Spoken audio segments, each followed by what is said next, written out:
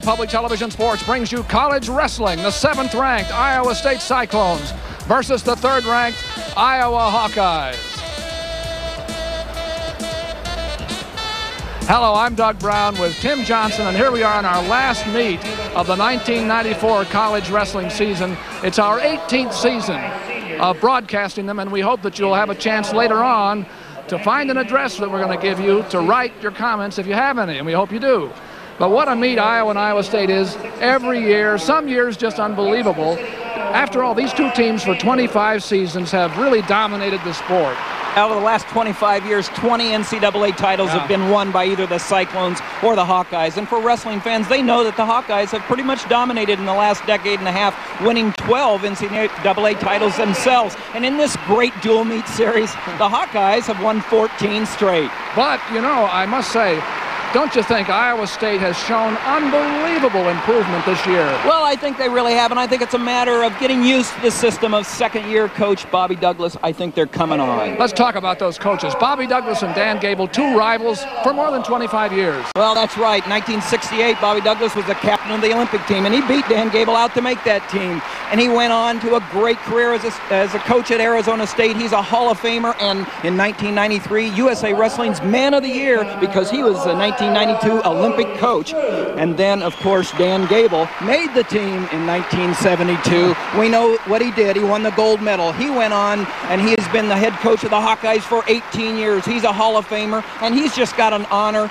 He's been named the world team coach to compete in Istanbul, Turkey this summer. Well, let's bring it right down to now. Let's bring it to this meet, because we thought, first of all, we were going to see AKIN against McGinnis at 126, but Eric AKIN picked this meet to go down to his natural weight, 118. Well, it's time. He's been at 118 for 3 years, and he's a 3-time All-American there. The Kansas native is really primed to become a national champion at 118. He loves to control his opponents. Right here against Showalter from UNI, he controls him, and he wins 10-2. AKIN's tough. I think he has a great shot at winning the national title at 118. At 126 for the Hawkeyes, Jeff McGinnis. He is really tough, a 4-time state champion, undefeated in high school career. Now he stepped right in as a true freshman. He is such a natural. He knows how to control his opponents, and he has great control of his own body on the mat. He's won some big ones already, and he figures big in the future for the Hawkeyes. Well, let's talk about glamour matches. How about 190 pounds between this man, Dan Troop, and Joel Sherritt? Well, Dan Troop out of Montana, look at that underarm spin. He's turned in not only a winner now, but he's a pinner, and that really improves his chances to win the national title. And that's what he wants, an All-American last year. But what's ahead of him? Tonight's match with Joel Sherritt. Joel Sherritt, NCAA runner-up for the Hawkeyes. He's really improved himself. He's created great opportunities for himself to score. And here against Davison, one of the best 90-pounders in the nation, he gets in on a single leg. He cuts off to a double. He comes back up to his feet. He changes his level, and he gets him down. That's what he's been doing to all his opponents all year. He's tough. Well, I'll tell you, the question seems to be, how far has Iowa State come? Have they come far enough to beat Iowa? What do they have to do? Well, they have to be almost perfect. I think the Cyclones have their work cut out for them. They got to be almost perfect, but they've got their chances. The Hawkeyes have a greater margin for error. It's going to be an interesting meet tonight. We've seen it happen before, though, as you know, over 25 years. So it's Iowa and Iowa State next. We love it here on Iowa Public Television.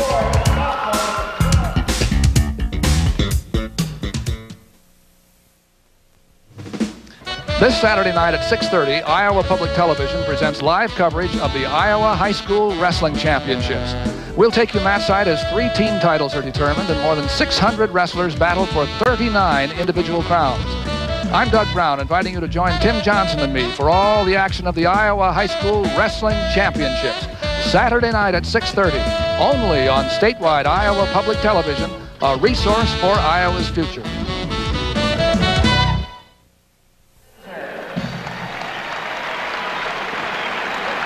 We're back at Carver Hawkeye Arena in Iowa City, Iowa for the match between the 7th-ranked Iowa State Cyclones and the 3rd-ranked Iowa Hawkeyes in a series that Iowa leads now 36-14-2. You see that, and 14 in a row, as Tim said in the open, have gone to the Hawkeyes.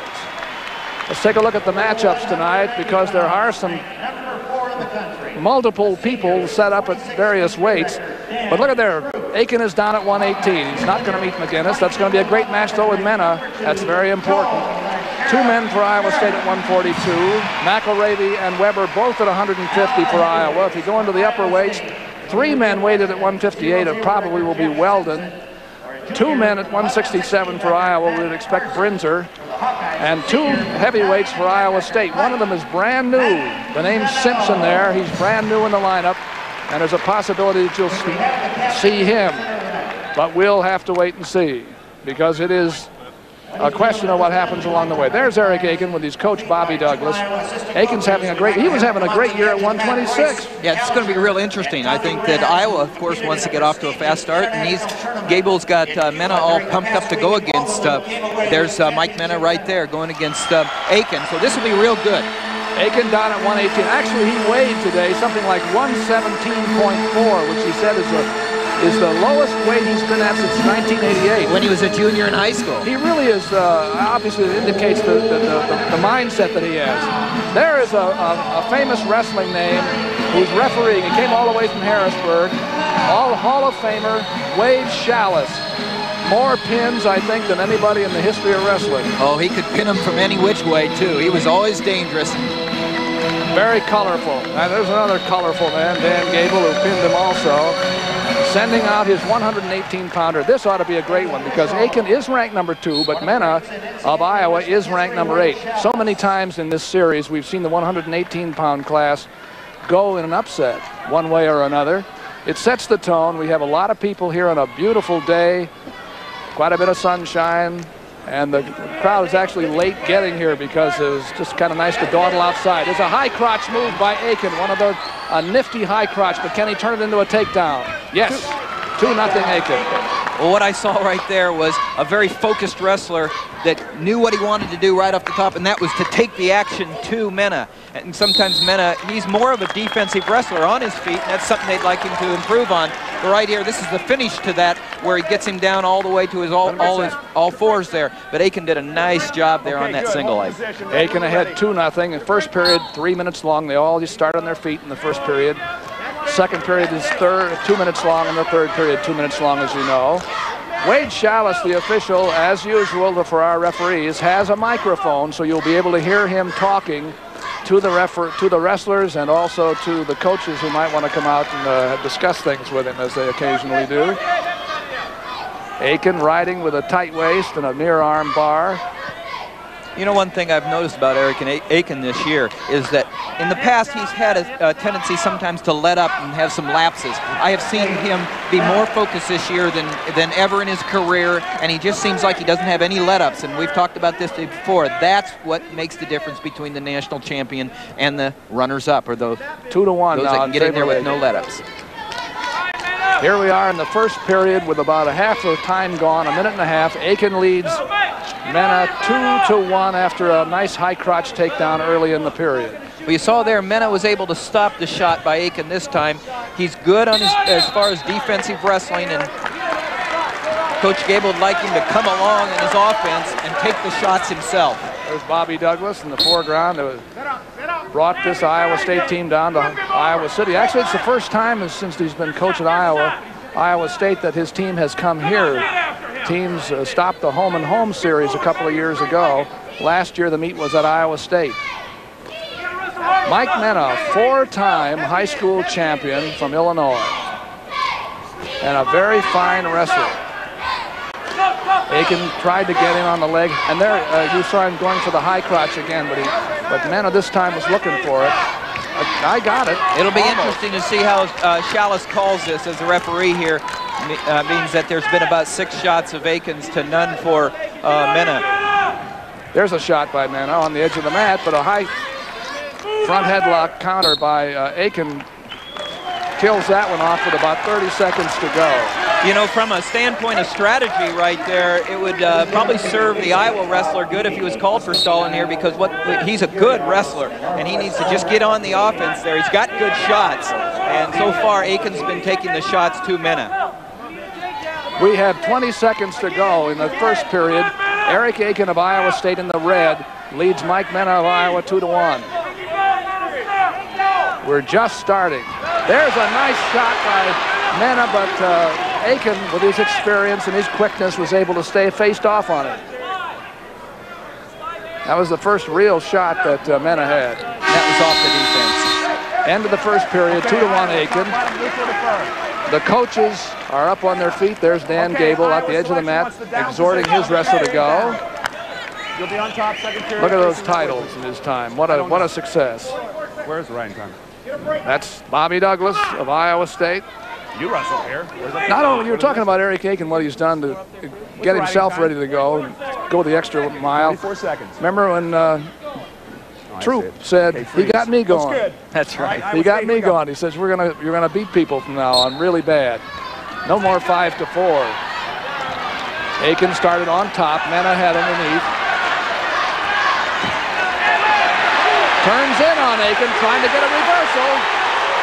And he has it. Big move by Mena.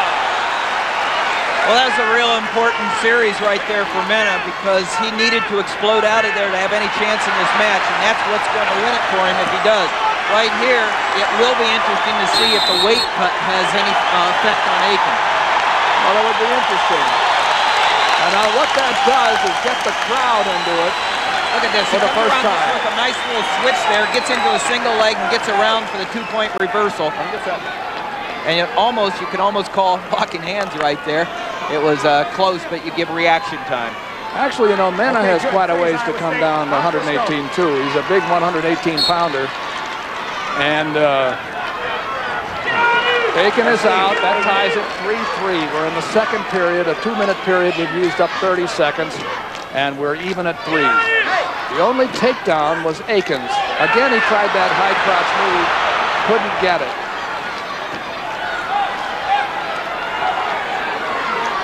Tie up on the feet. Now you just feel the momentum changing here a little bit. Mena's creating some action. He's starting to move the head a little bit and get into the ties. And he's looking for a whip over right here. But right now he's got the crowd behind him and he's got the Aiken's dauber down to play big. Well, Aiken was able to go straight in, straight under for that first high crotch takedown. But he hasn't been able to get around the corner, and Mena's been stopping that straight shot. There he went around the corner a little bit. Now it's going to be interesting to see him finish this. And that was well done by Aiken for a takedown 5-3. And that's where Aiken has improved. He's improved technically in the last couple of years to where he's not just using brute force, he has really improved on his technique. The escape makes it 5-4. Actually, he gave Mena a new look on that single leg to the opposite side. Here to the little outside single right there, comes up with it. Now as he finishes, he sticks in for the trip behind the back leg, and then he covers the hips and gets him down to the mat for 2 points. What an important match. 118 pounds. We had 25 seconds to go in the first period. The man in red of Iowa State, Eric Aiken, who came down to 118 where he'll be in the Nationals. If everything goes right, leads 5-4 over Mike Mena, an outstanding number 8 ranked wrestler for the Hawkeyes. That was a big takedown for Aiken, but I believe he's going to have to score a few more points to win this match. 5-4, end of the second period. Now Aiken will go under. Iowa State selection wants the down position, third period down. 5-4, we'll see what Mena does, whether he's just going to let Aiken up. The riding time is 48 seconds for Aiken. He does not have a point. Remember, at the end of the match, if one wrestler has a minute more on top in the riding position than his opponent, he gets an extra point tacked onto his score. And Aiken is 12 seconds from that. 6-4. Mena wants to go on his feet. He hasn't been able to take Aiken down, but he's counting on it. 6-4.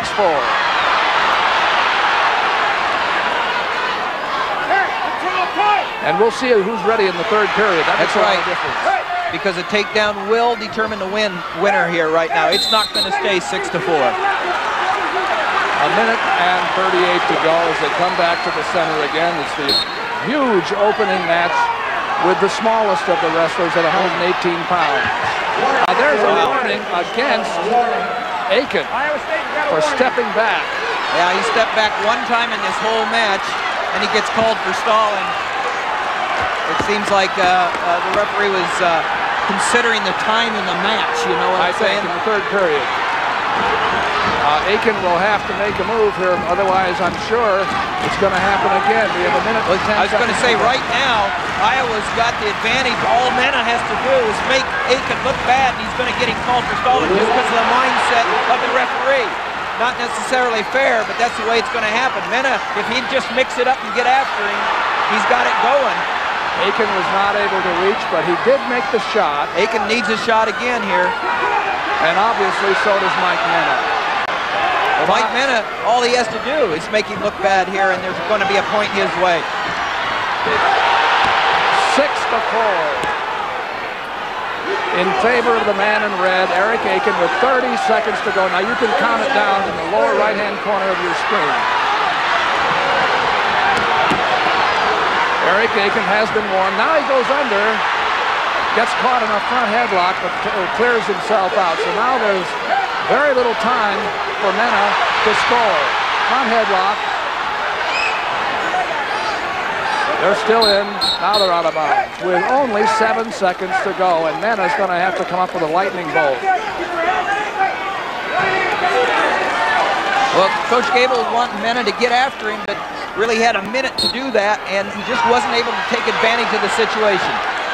Now, Aiken could even be warned, could even get a stalling point. He did not get it. He wins 6-4. He beat him on his feet. Okay, Eric Aiken, the winner, 6. Shake hands, please. 6-4. 6-4 in favor of Aiken. And Iowa State goes up 3-0 with a win at 118 pounds. So the move, at least for Iowa State's sake, did some good. Eric Aiken wins at 118 over Mike Mena, 6-4.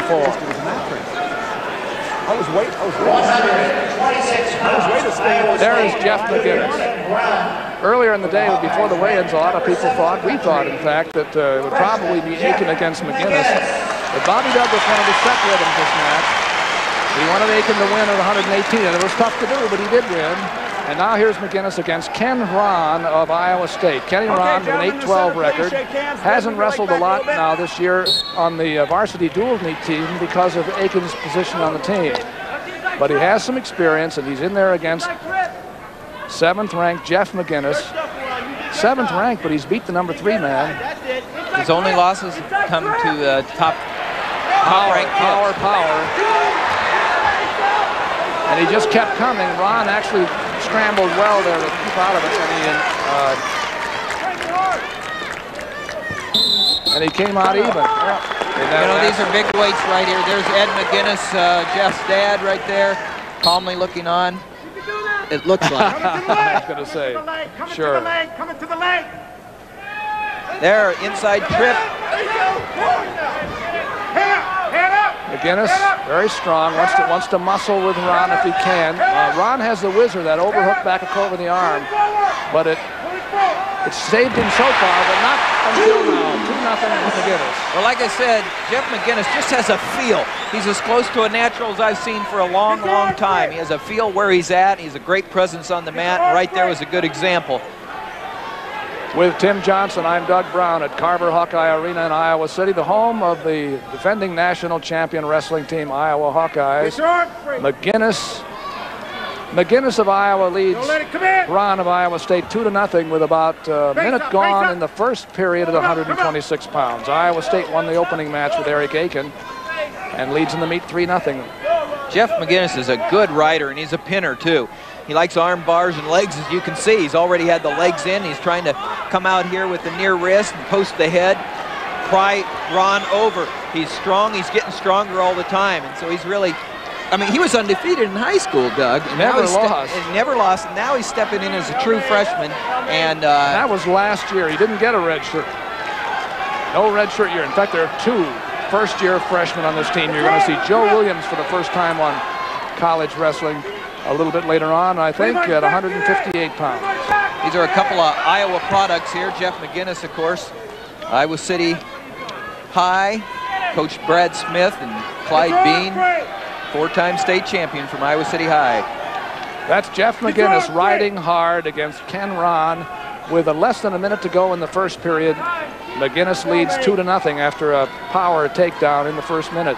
Ron, of course, is he's a junior. He's from Cresco and Crestwood High School, and so 2 homegrown Iowans wrestling here for the University of Iowa and Iowa State in front of a great crowd. Warning against Ron on the bottom. McGinnis is riding him hard, but Wade Chalice thinks that Ron can do better than he is. This place has been rocking this weekend. There was a women's basketball game on Friday and a big basketball game last night with the men's basketball. And prior to this, another women's basketball game. And so there must be 15, 25, 40,000 people in and out of Carver Hawkeye in the last 48 hours. Okay, Iowa State. That's Ed McGinnis, okay, Jeff McGinnis's dad. Deferred to Iowa. Down. I suppose wants the down. with all 100 and how many of those mats, he was still nervous. Yeah. Okay. He has no fingernails left to chew, even though he knows his son is a terrific wrestler and has confidence in him. Get a breakdown. It makes you nervous. Now here's Jeff McGinnis coming off the bottom. It was his choice. He escapes and leads Ron 3-0, Ken Ron. And here he comes back for a second takedown, makes it 5-zip. And see right here, Jeff McGinnis has the presence to know that he's dominating on the feet and he has a better chance to pin. Now he has a cradle. And that's right, he likes this opportunity. He has a cradle. But look what Ron's done. But Ron is in there hustling against him. Now McGinnis can hang on to that neck wrench there. He has a chance. Look at that. Oh, that's Look at that. That's fun. And 3. He gives Ron the 3-point near fall, but Ron is injured when he came to the mat. See, he didn't even have to hold him there for 5 seconds because it was an intimate 3-point fall. Here it is. The neck wrench is still in, so as Ron brings him back, look at that back foot there. McGinnis was able to propel off it, drive back, thread his arm through Ron's arm, and you see Ron calling timeout right there. He's injured as he came down, but that was a great recovery by Jeff McGinnis. That took real power in a situation Good scramble like that. by both of them. Yeah, 30 right. down, 1 to go. 10-1 now is the score. Let's see it again. There's the neck wrench I'm talking about right there. And if Ron can lift him and get his hips underneath, he'd be in business. But he didn't, see, because McGinnis kept his hips down. Watch his foot right back there. He's able to push off and now thread through the arm and drive right through an old cow catcher move with the chin. But he really probably just knocked the air out of Ron. Thank you, Iowa. Okay, freeze. After an injury timeout, we come back to the mat with a minute and 20 seconds to go. And after the escape there, McGinnis leading Ron of Iowa State 10-2.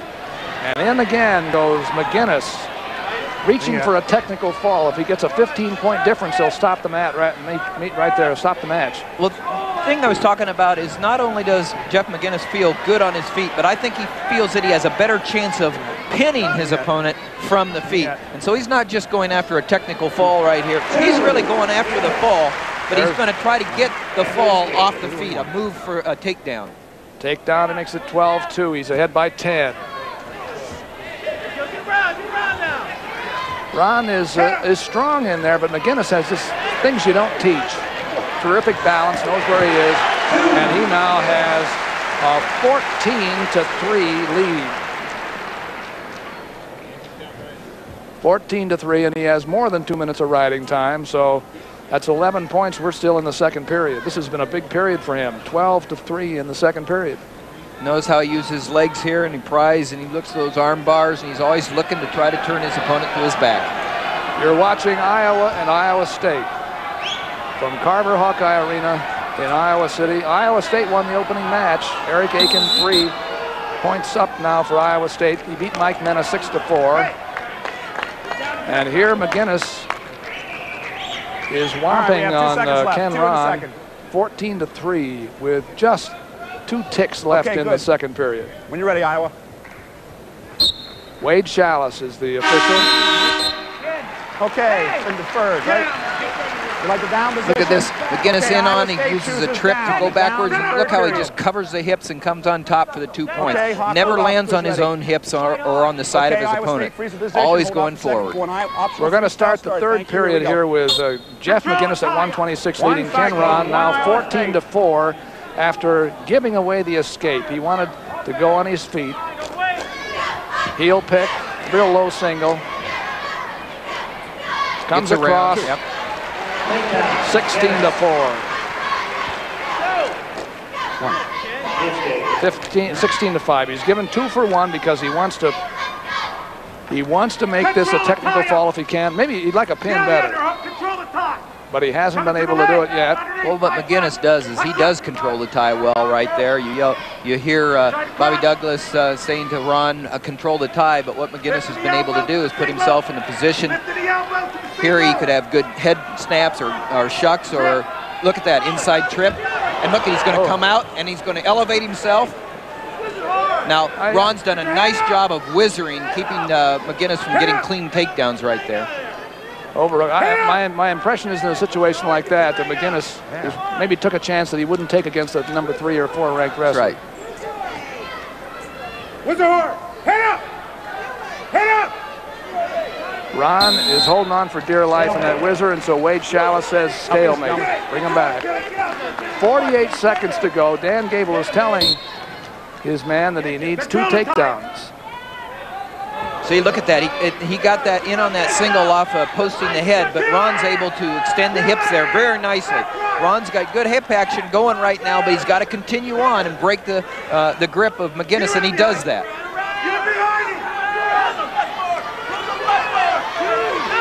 Ron gets the takedown. That's his first takedown against Jeff McGinnis. And that makes it 16-7, and that moves a technical fall away a little bit. 16 seconds to go. Still major decision area, though, if you had more than 8 points difference on your man. But this is what Ron needed to do. All those points make a difference.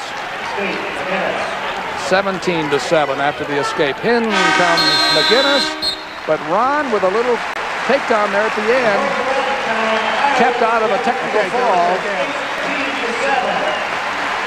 18-7 in favor of McGinnis with riding time. So the Hawkeyes now go up 4-3 with a major decision. Goes for 4 points. After 2 matches, it's Iowa 4, Iowa State 3, and we're going to 134 pounds. That's a ranked wrestler there. This is a tough young man. His name is Derek Mountsier from Newton. He's 30-7 this year. He's ranked 6th. He's tussled with some good people.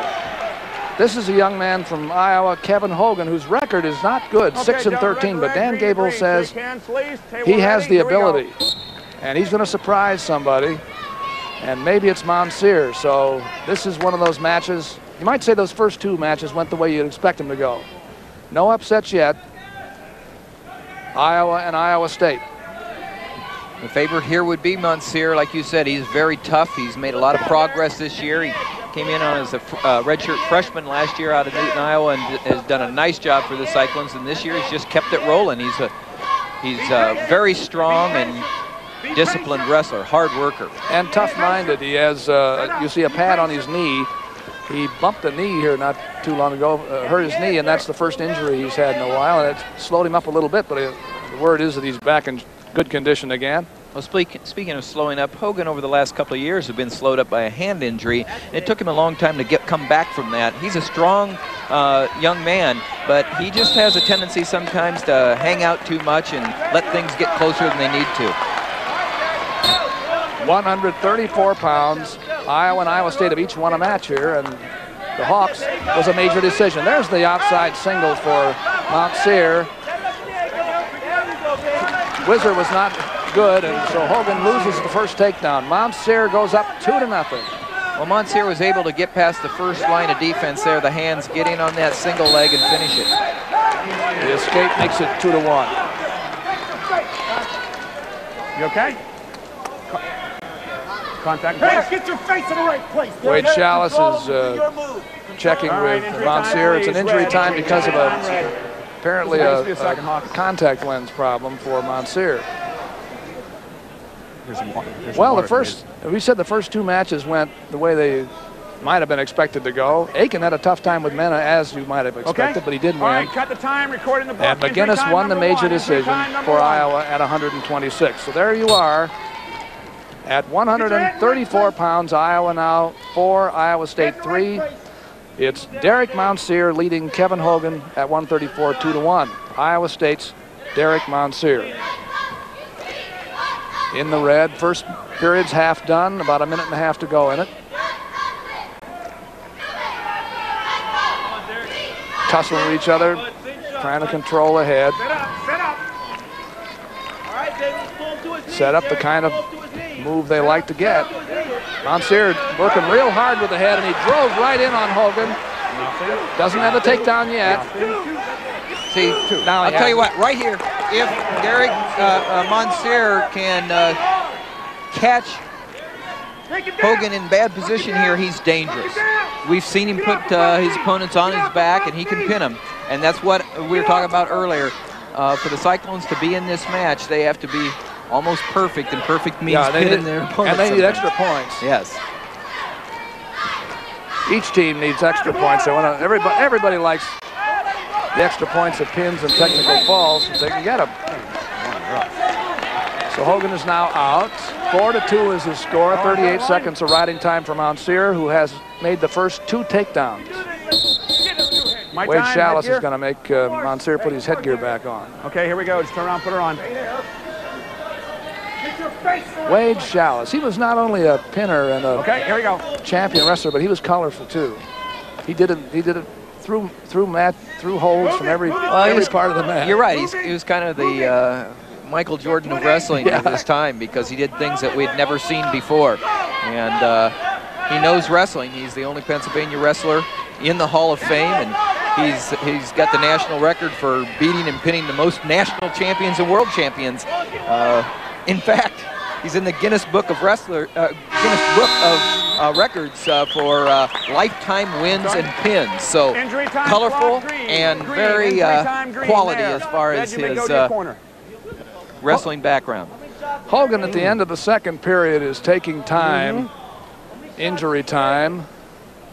And so Derek MOUNTSIER there is getting actual coaching. If you're on injury timeout, you can't be coached, and the referee will go over and stand by you to make sure it happens. For Iowa. Injury time for Iowa. Number one there, gentlemen. Okay, way to go. Whose selection was that now? It was yours, right?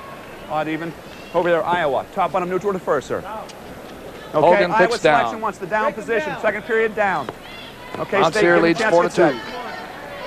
Okay, slide your hands a little bit forward. Go out of the line. Okay, freeze. Top man, here we go. Get a breakdown. Derek MOUNTSIER goes on top to start the second period. He's Iowa State's 134-pounder, leading 4-2, now 4-3 after letting Hogan up of Iowa. MOUNTSIER has made the takedown so far. Hogan has not been able to dent MOUNTSIER, and before he's going to have a big chance against this 6th-ranked Iowa State wrestler, he's going to have to prove that he can beat him on his feet. Well, MOUNTSIER has a 5-match winning streak going right now, and he wants to be in top prime shape going into the Big Eights, and I think he's looking pretty good. Working on the head, each man. 30 seconds gone, second period. We're at Carver Hawkeye. Iowa 4, Iowa State 3, and in the team score. At 134, MOUNTSIER leads Hogan 4-3. Setups, a lot of upper body setups here by both men. They haven't changed levels. Hogan looked like he thought about it there, but still they really haven't done that. Both are warned for stalling. That sometimes happens when both men are Well, you kind of called that, Doug, and they really were. They weren't changing levels. They weren't looking. Now there's MOUNTSIER, but he can't get past the hands there of Hogan. He knows what I'm saying there is Hogan was able to stop him on his move just with his elbows. And you've got to get past first the hands, then the hips. 4-3. Half a minute, as you see, to go in the second period. Not much has happened in this period. Now, see, this is what they want out of Hogan. They want him here. He's not the favorite by any means, and in front of this home crowd, they want to try to manufacture an upset by getting the referee involved and showing him that he's pushing him all over the mat, and he's wanting to be in this match. What are you waiting for? 2 moves at a time, follow through. 5 seconds to go. There have been no takedowns in this period. MOUNTSIER let Hogan up, and then they've done nothing on their feet since. Okay, State, down. Okay, Iowa MOUNTSIER State, picks down. Those are the way they've gone. And And look at those top top. 5 finishes. The number of times they were first. Okay, both your hands and knees are 21 since 1957 between them. 13 times second, 13 third. Okay, hold off. We got optional. Yeah, Iowa State's placed 33 times out of 37 years there in the top 5. Okay, 1. MOUNTSIER comes out. Hogan was on top. MOUNTSIER took bottom and gets the escape, so he's up now by 2 again. He does not have riding time. It's 40 seconds in his favor. And here's his whistle again on the headgear. Velcro shot on that. Get a piece of white tape ready. The next time it comes off, I want to tape it. All right, quick, come over here. Now we're going to call timeout. What they're going to do is the Velcro isn't holding very well, and so they want to put a piece of white tape around it and just keep it permanently held. I love that when Velcro came out, though. It made it a lot easier to tie. I mean, there's no tie involved and everything. But I guess it can wear out. We're just starting the 3rd period here. MOUNTSIER of Iowa State at 134 leads by 2 over Kevin Hogan of Iowa. And although he's favored heavily, he's not put much distance between himself and this Hawkeye wrestler. But MOUNTSIER has done it on his feet. That's right, but that's just what Hogan wanted. Something close that he could get in and make a difference in the end, not get up so far out of it that he doesn't have a chance. Right now, one takedown brings him right back in. Then the momentum, the crowd, anything can happen. And they've both been warned, so a stall is a point, one way or the other. They have to keep busy.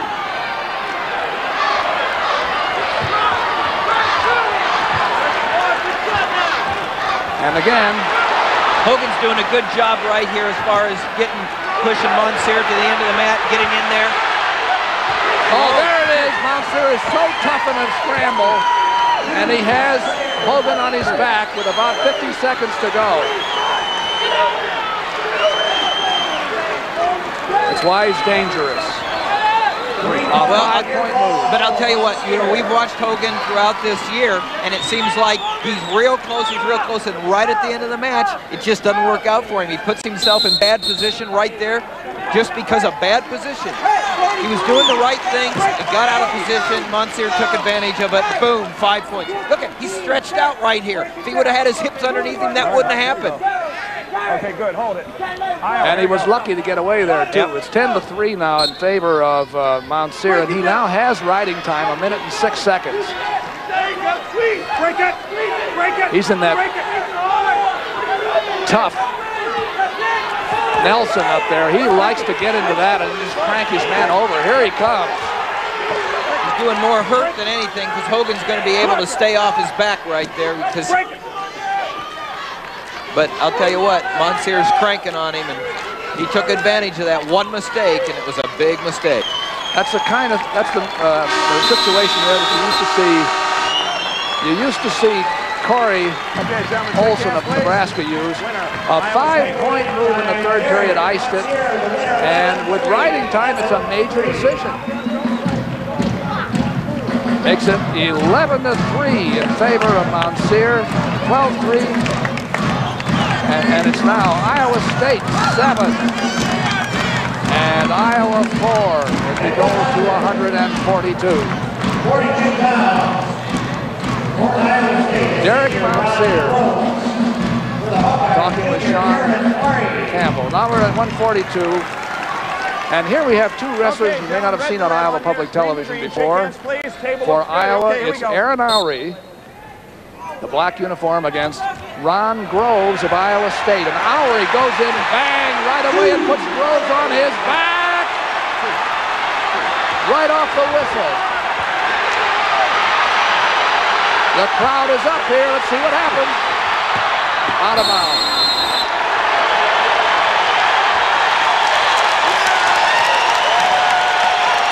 And that was a big start for Aaron Lowry.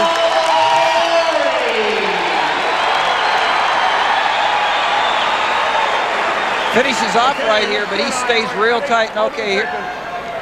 Okay, we're gonna go optional freestyle. We've only gone 19 seconds into the match. Focus, baby.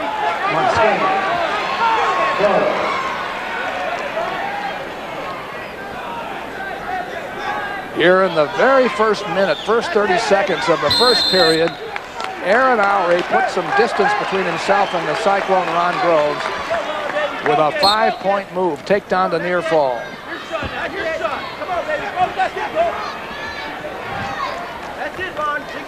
Well, actually a 4-point move. He didn't give him 5. He didn't have him long enough, so it is a... He didn't have him for 5 seconds. Here's Lowry in again. We see what happened here, and this is a big match right here, Doug. This is where Iowa State really needed to come in and win a match because Lowry, of course, is untested, and he hasn't been in a 142 for Iowa, neither has Groves, but it's one where Iowa State needed. But what Lowry did right there on that takedown was post ahead, and here's the first takedown. Here's the first takedown. Look at that. Right off the post of the arm, came in with the opposite hand to the opposite leg.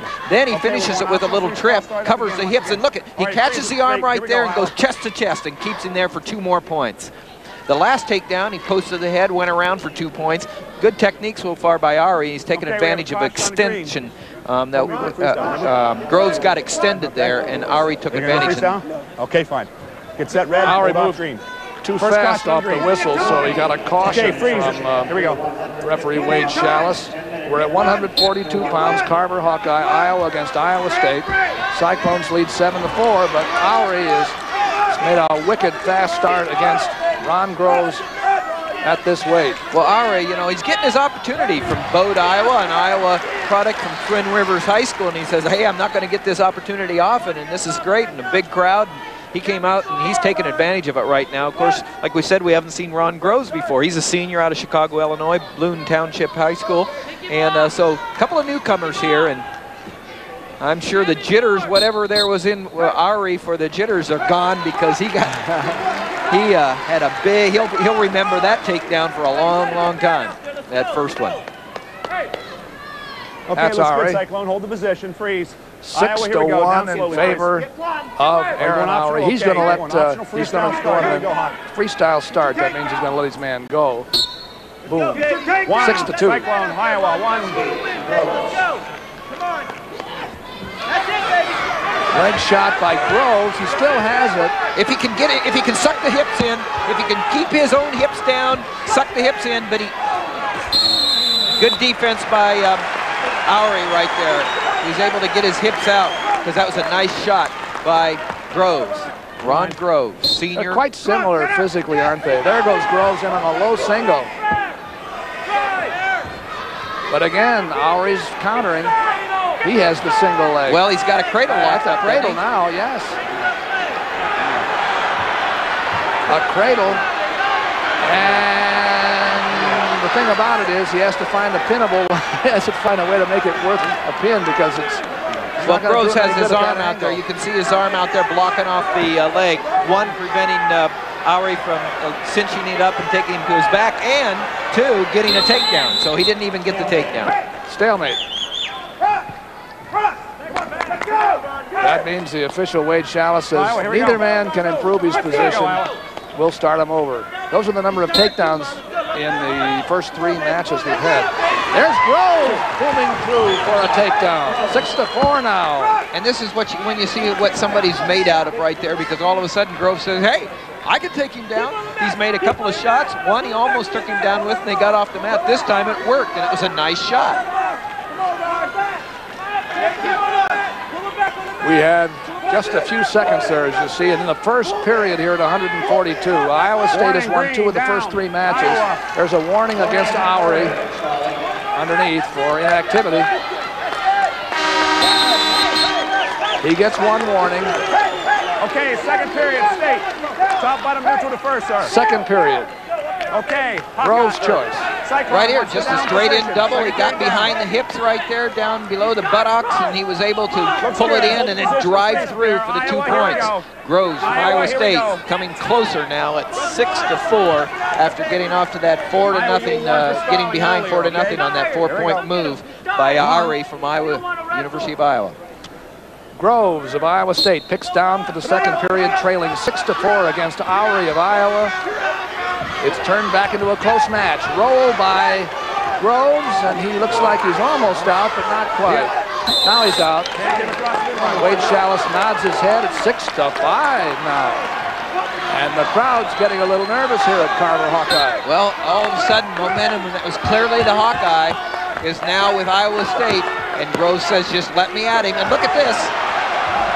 He dodged a big bullet there because Ari was real close to whipping him over. Yeah, close to a pancake. He's close to getting him again here, but he does get the takedown, and it's 8-5. They play dangerously. Well, neither of them can afford to get out of good position. They don't have the same natural ability or feeling that a Jeff McGinnis does and can scramble out. Both are unorthodox, and both don't just have natural good position.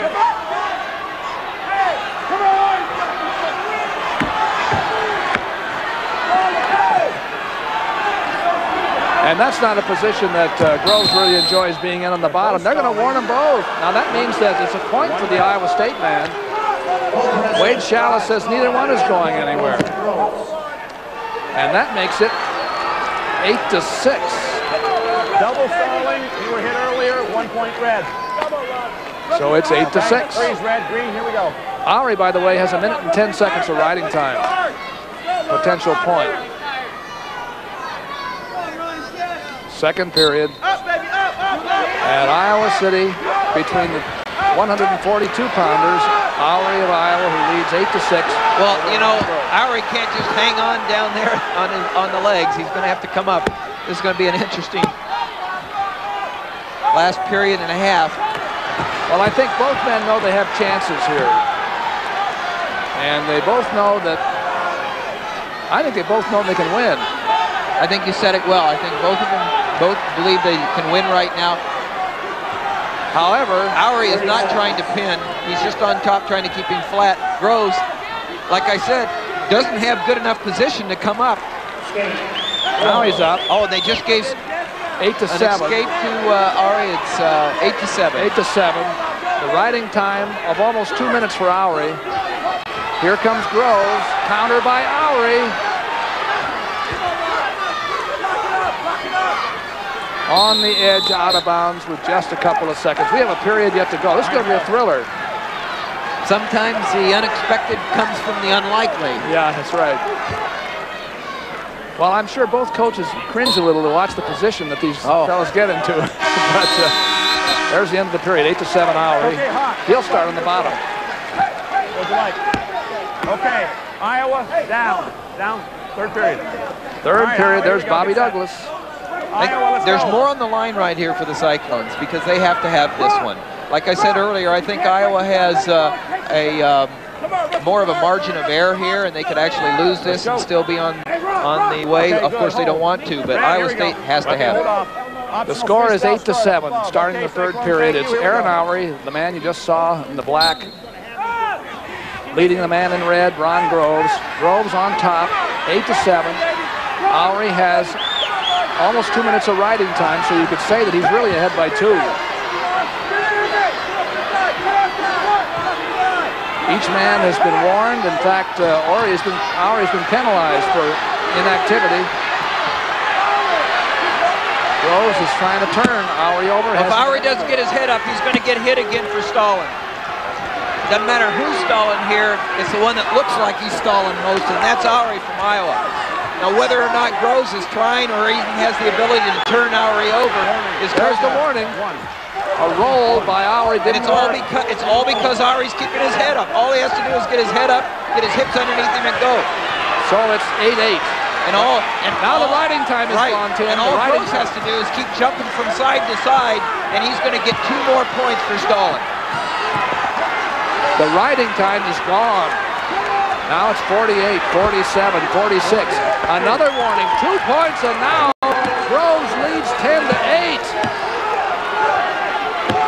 If Groves knows where he's at, all he has to do is hold the wrist, jump side to side. And the next time there's a penalty, it's over. And that would be 6. That would be 6 points. All right, here we go. You get 1 point, 1.2, and then it's over. Get set. I'll explain it. It has to be an exhilarating experience for both of these young men in front of several thousand people here to be in a situation like this. But right now, it looks like Groves is kind of more aware of where he's at. Well, Lowry is out. Now takedown wins. So who wants it? We have 36 seconds to go, and this is such a big match. Such a big last half minute. 10-9 in favor of Ron Groves of Iowa State. And there it is. He deserved it. He did not come back to the middle like a wrestler ready to wrestle. He doesn't even know. He didn't know where he was. He deserved that. And there it is. It's a disqualification. And it's 6 points for Iowa State. Let's hear about it. A disqualification is the same as a pin. He did not come back to the middle for the 2-minute third period. For the 2 minutes that were left. And the score now is Iowa State 13 and Iowa 4 after 4 matches.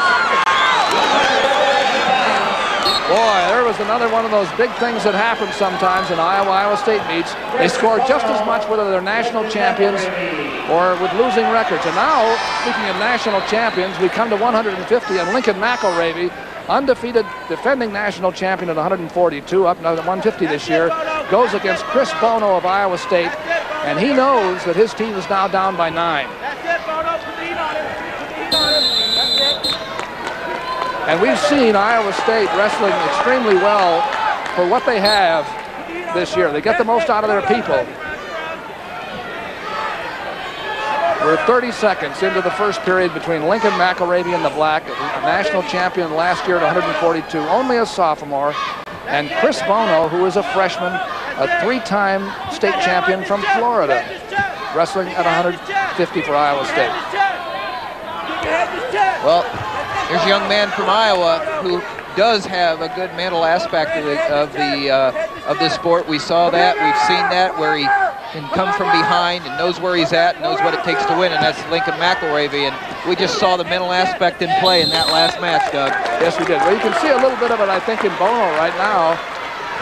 He's been able to hold McElravy off, but he's going to have to do something offensively, or he's going to get in the same problem that Lowry did last time.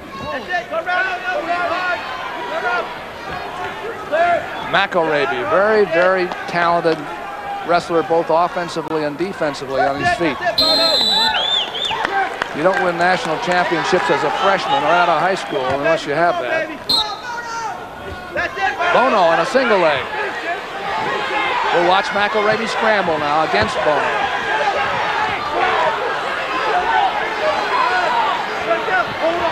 These are the opportunities that Bono needs to take advantage of. You got to get what you got when you got it. He didn't do it. McElravy turned it around and got it. Nope, he didn't get it. He did not get the takedown. Okay, it's a good scramble by Bono. But Bono had that single. He's got to take advantage of it when he gets those kind of positions. And so he can't let that happen too often. McElravy did a nice job of scrambling out, and then Bono reversed that and did a nice job of getting out of the scramble. We have a minute to go in the first period at 150 pounds. Lincoln McElravy, a national champion at a lower weight last year, is 0-0 with Chris Bono of Iowa State after a major event happened at 142. The Iowa State wrestler Ron Groves won by disqualification. The Iowa wrestler was stalled out. He just was not mentally in that match. 30 seconds to go.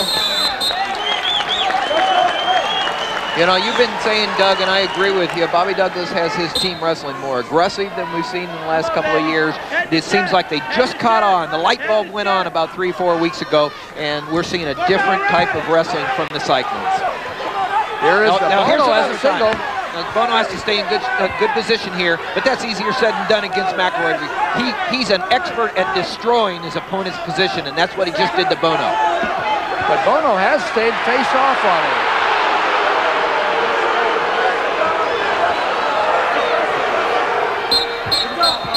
Bono has been able to stay face up with him, and there have been no takedowns here.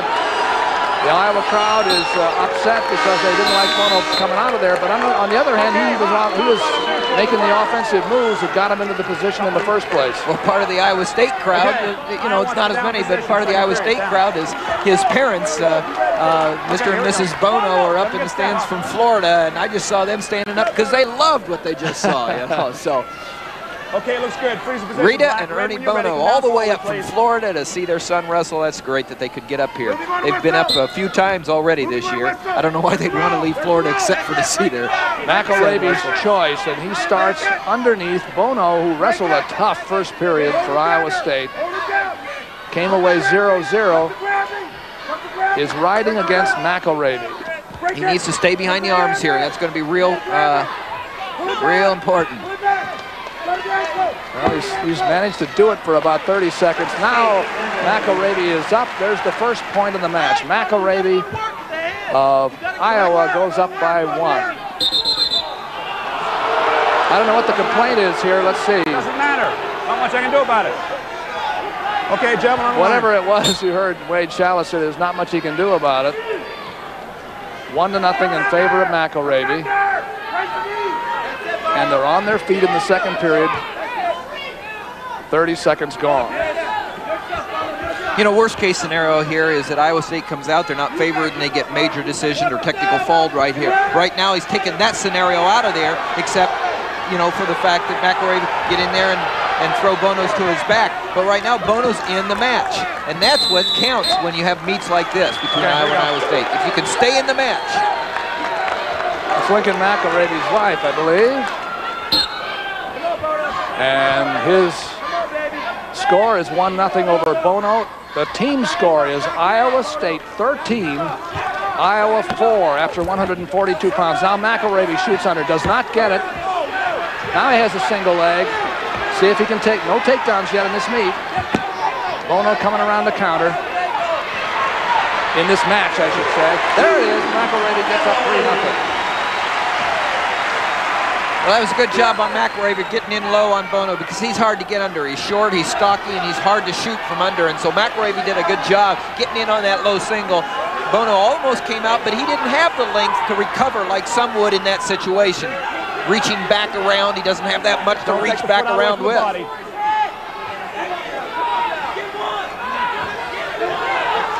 3-0 in favor of McElravey on top. He got his first takedown near the end of the second period. Okay, and leads 3-0. Okay. Here's a reminder that intermission will be talking about the current national scene. Minnesota now ranked #1, Ohio and Oklahoma State 2, Iowa 3. Maybe more about Minnesota on the Big Ten and NCAAs, and we'll also give you the address you can write to us with comments. And we'll look at the high school wrestling tournament next week. We're at 150 pounds. Third period starting. Chris Bono of Iowa State was led up and now leads. Now trails McElravey of Iowa 3-1 in this third period. But McElravey, a national champion at 142, only has a 2-point lead.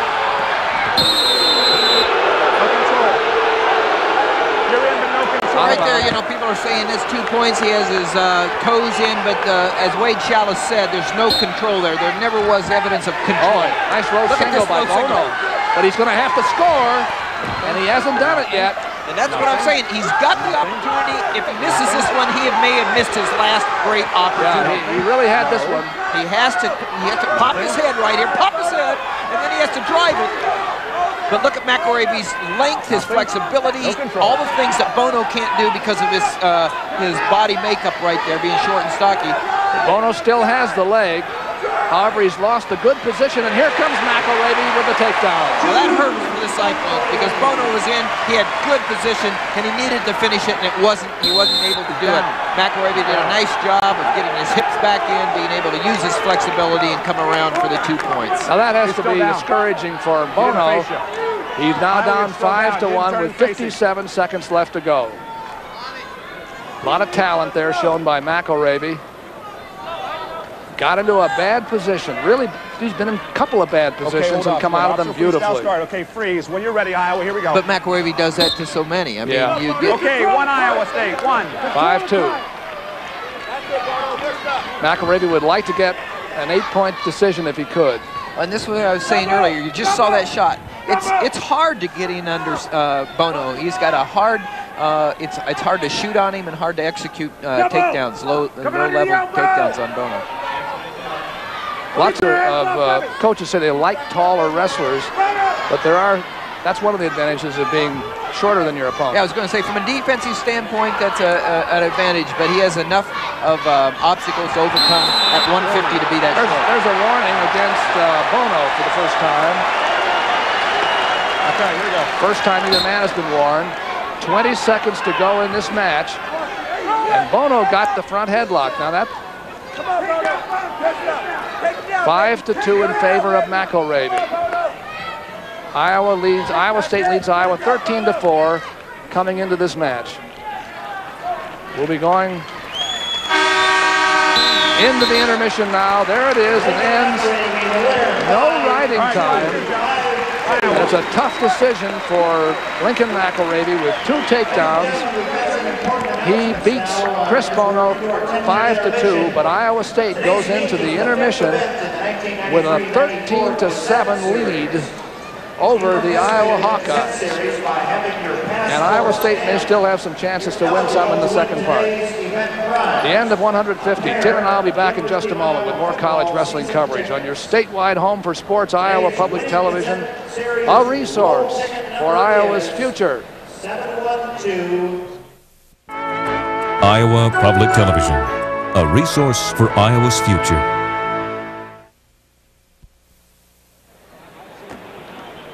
Here we go again. Iowa State and Iowa. There's what's happened after 5 matches. Iowa State has a 6-point lead after the first 5, and principally because of what happened at 142 pounds, Tim Johnson. We had a disqualification, something almost unheard of on a Gable team. Lowry of Iowa is slow coming back to the middle. He was extremely slow. It was a good call by the official, and Aaron Ari just lost all mental aspect of what was going on. It was a mental thing, and he had given 4 points for stalling, and then he's disqualified. And I don't see Dan Gable didn't argue with the call at all. I don't think you could after the last couple of minutes of watching Aaron Ari. But he wasn't happy about it. Okay, here's what's happening nationally. Minnesota, you know, turned everything and threw everything into a cocked hat with what happened with its matches in Oklahoma State and Iowa, right?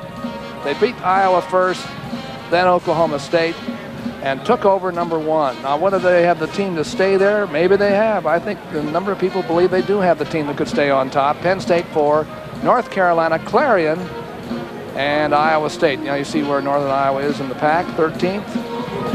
And Iowa State, I think what they're doing here shows it. But this is what happened of Iowa versus Minnesota up in the 28th.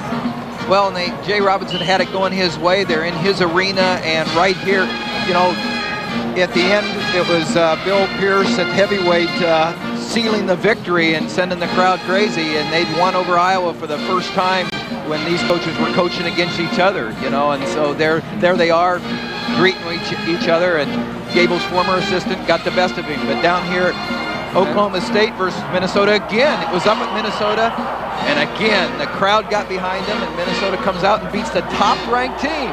The top-ranked team, Oklahoma State at the time, and now Minnesota is ranked number 1. They become the top-ranked team. Minnesota over both Iowa and Oklahoma State. So, Iowa's now 3rd. Well, let's take a look. We told you earlier that if you have enjoyed or if you have not enjoyed, whatever, we'd like to get your comments on our college wrestling coverage this year, our 18th season. Let us know what you think about our Sunday broadcast time or any other comments, suggestions you might have. There's the address, College Wrestling, Post Office Box 6450, Johnston, Iowa, 50131. College Wrestling, Post Office Box 6450, Johnston, Iowa, 50131. We'd love to hear from you. And we do pay attention to what you're gonna tell us. Now there are the Iowa cheerleaders. They have to bring their team from behind because Iowa trails Iowa State in this wrestling meet at Iowa City, 13-7 at the halfway point. And we're going up now to 158 pounds, and for the first time on college wrestling, we're going to see a man that this fellow, Dan Gable, brought out of redshirt in his freshman year. Joe Williams, 158 pounds from Mount Carmel High School in Illinois, Chicago. Dan is really very high on this man. He thinks Joe Williams is everything he'd hoped he would be. He lost to Pat Smith of Oklahoma State by a technical fall. Great Pat Smith, but on the other hand, Dan said that Joe Williams had a sprained ankle in that match, and he was even going into the third period. And don't count him out anytime. He said this freshman has got real ability. His opponent for Iowa State is going to be another freshman.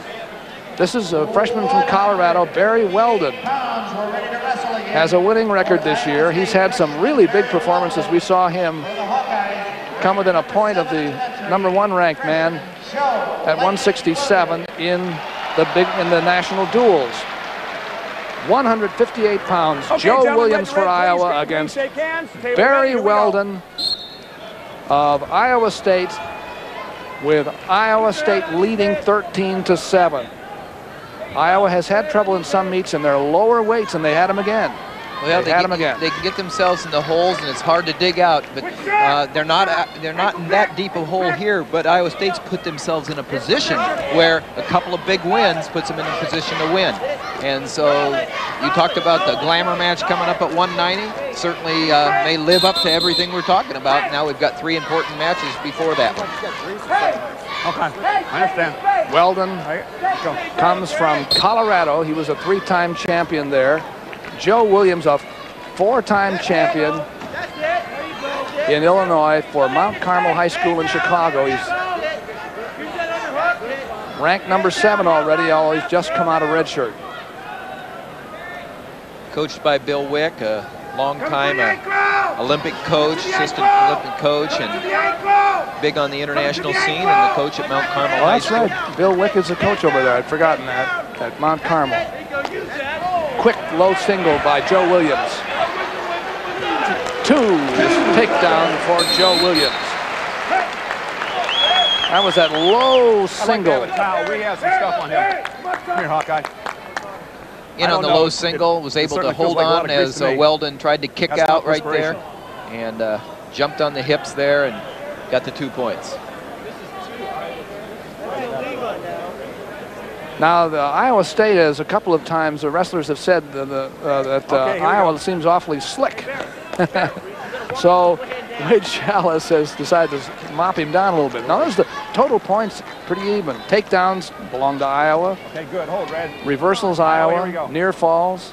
Well, the big 6-point swing was, of course, between Aury and the big penalty points right there. 6 points, Iowa State 0. And at the first of that match, it looked like Aury was going to have a big win when he got out to a 4-point lead. So that was a big swing. That was a real turnaround. Joe Williams lets Weldon up, feeling very confident on his feet. Underarm spin by Weldon, got nothing. Joe Williams. Dan Gable, as we said in the opening, rolled the dice. He said, we're going to bring this young man out as right out of high school, no red shirt. He got a good single leg move by Weldon, but he's going to have to finish. And he's on the edge of the mat, and that's not to his advantage right here. Oh, he finished it. No. Well, that's a big confidence builder. That's a big confidence builder. And speaking of that, you know, injury time, green. Red may go over. You know, Doug, going into the oh, here it is. He's in on the single leg. White in color. And he's able to cover the hips right here. I'm calling injury time. And Wade's saying there's no control there before he went out. That was a close call. But is a confidence builder for Weldon. Just like the Bono-McElravy match, you know, I was thinking, didn't have an opportunity to say, I felt that was still a confidence builder for Bono. I think he came off the mat. I think his coaches probably said to him, you can beat that man. And I think he came off, and that gave them kind of a pump going into the next match. And so right here, Weldon knows he can get in on good position, and next time he says, I'm going to finish it on Williams. 2-1 is the score. We're a minute and 50 seconds into the first period at 158 pounds between Joe Williams of Iowa, who leads 2-1, and Barry Weldon of Iowa State. Iowa State came out of intermission after the first 5 matches, leading 13-7, and that's the way it stands. The big turnaround was the disqualification at 142. against Iowa's Aaron Oury.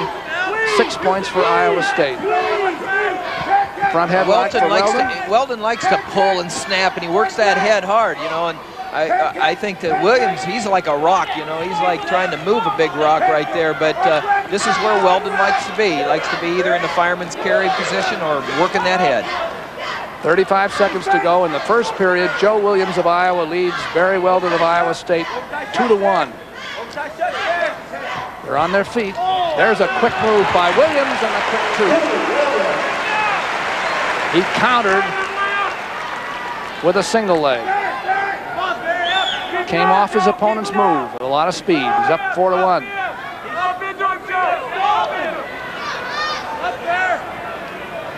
Now there are only 9 seconds here. It would be a big advantage for Williams if he could hold Weldon without an escape. And it looks like he might be able to do it. Well, Williams is a mentally tough young man. Like you said, coming right out of high school last year, stepping in right here. Off the shot, he stuffs the head, drives, catches the leg right there, and just drives in for the 2 points. Kind of slides around for the 2 points. Weldon has only 1 second to get out, and he's not going to be able to do it, so that's a real advantage to not to give up the escape after the takedown. 4-1. Okay, Iowa State wants the down position. Bobby Douglas, he's right in this match. He wants his kids to be in this match, and I think it's a difference between these guys and last year, where they didn't quite understand where Bobby Douglas was coming from. They understand now, and they're subscribing to his system. Of course, Dan Gable a little concerned because he has a couple that don't seem to be subscribing to the school of Dan Gable Wrestling. 4-2 now after the escape. Williams up. There's a nice quick single shot. That's actually a double shot down low. He got both legs and got the takedown. Joe Williams 6-2. Well, he can really explode. He has long reach, and he was able to come off another shot and come back in and really quick. Call that a low double, not a low single. Come on, Barry! Come on, Barry! Here he comes again. Weldon managed to face off. 30 seconds gone in the second period. Joe Williams of Iowa leads 6-3 at 158 pounds. His team needs 6 points to catch up. Weldon needs to wrestle a real smart match, really just to stay in this and keep it close and not get taken advantage of, because Williams is so explosive and so talented that if Weldon can keep good position, fight, push him off the mat, do all the things that Iowa State's been showing that they can do, he'll stay in this and be respectable. Otherwise, you're in big trouble against Williams because he's so explosive, so talented. You might say it's like when Bono could get into McElravy, could not quite finish it, but he at least stayed in there. Well, there was tenacity, there was persistence. He just kept coming, and he knew he was going to have to fight for his life just to stay in the match, and he did. And that's the same way with Weldon. Where, you know, the talent, there's no comparison. McElravy, Bono, and Williams, Weldon. But the fight, you know, you can't measure fight. Front headlock from Weldon in counter of Williams' shot on the edge of the mat. We have 30 seconds to go in the second period.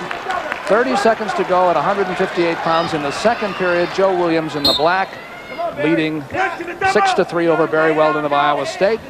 The Hawks have 6 points to make up against the Cyclones. Look at that. See, those are the things that are going to make Williams a great wrestler and a national champion contender.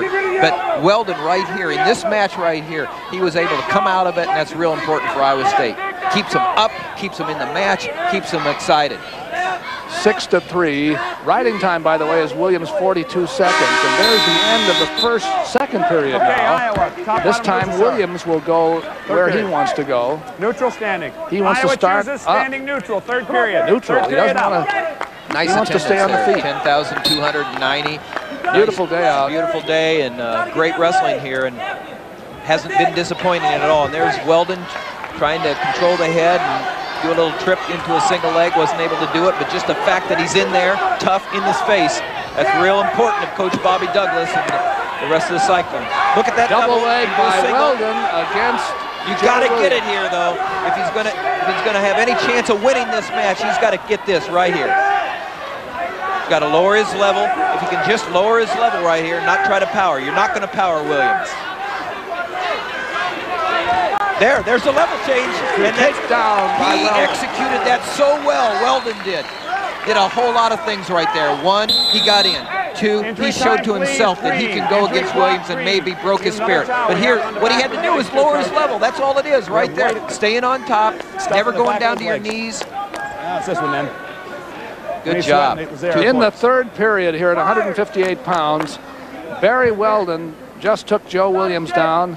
Came now up to within 1 point of him, 6-5. It's a match again, and Joe Williams, who's had been complaining of injury in his left thigh, took an injury timeout again. But a beautiful single leg and finished well by Weldon, as Tim told you. Joe Williams ranked number 7.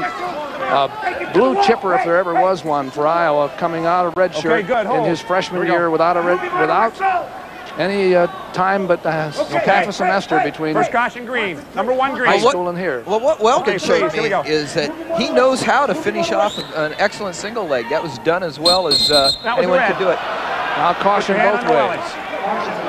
Okay, freeze. First was on Williams moving too quickly, now on Weldon moving too fast. Boy, I'll tell you, Williams is quick. And he's out, 7-5. And here we go. A minute to go in the third period. And it's the Iowa State wrestler that's pushing in on the side. It's the Iowa wrestler that's off to the edge. If Weldon can keep inside position and can keep that position, he's going to get the referee's call for stalling against Iowa.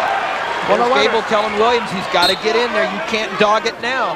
There's no such thing at this level. Doesn't matter how talented you are, especially in an Iowa State meet.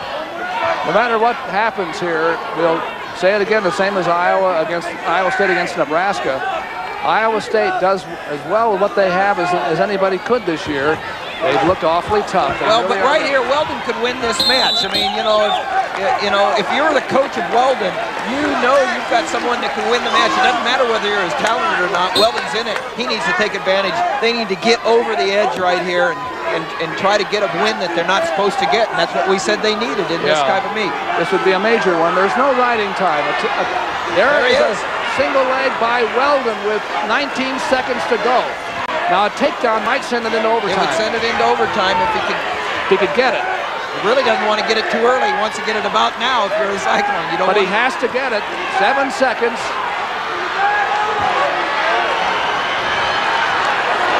Williams looks a little bit too strong. He managed to hold it off. Boy, that's all he did too. He held it off. That was a good fight by Weldon. Good effort. And Williams of Iowa wins and brings his team within 3. Williams 7, Weldon 5. No riding time. A tough match there between those two. You're going to see a lot of them. They're both freshmen. Joe Williams going back to the bench. Iowa State 13, Iowa 10. There's the reaction from the Hawkeye Brain Trust. Jim Zaleski on the left, Dan Gable in the middle, and Tom Brands on the right. They were watching Joe Williams fight off that single leg there at the end, and he managed to do it. 13-10 is the score. Now we're going to 167. You see Steve Kelly of Iowa State from West Hancock High School in Britt. And his opponent is an extraordinarily talented young man who wrestled for a while for Oklahoma State. Now at Iowa, he was 3rd in the country last year. He's ranked 3rd this year at 167. Ray Brinzer. He beat Matt Narum in 2 tryouts this week to win this spot, for the time being anyway, at 167 pounds. He's another talented wrestler with a lot of skill on the mat. Steve Kelly won a tough match you saw against Nebraska. Iowa State leads Iowa 13-10 up at 167 pounds. No, you're out. Center. I think there are a lot of people who wouldn't have figured it would be this close this late. No, and we talked about Iowa State needing to take advantage of every break, wrestle almost perfectly, and that's what they've done. They've hung in there. They've put their face in the faces of Iowa Hawkeyes, and it's paid off for them. Ray Brinzer with that tough headlock. Get off the throat. Whoa, oh boy. He has now Kelly on his back. And this is Iowa's chance to come back. A big one with 2 minutes to go. This looks bad for Iowa State. There's Wade Chalice watching. Kelly is bridging, but he'll have to do it for 2 minutes.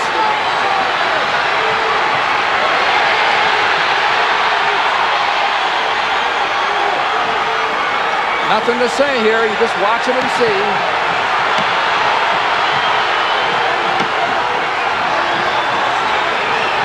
A minute and a half to go. Brinzer on Kelly. Iowa State leads in the meet by 3. This would put Iowa ahead by 3 if the pin came. He's caught the chin now. Watch Chalice. There it is.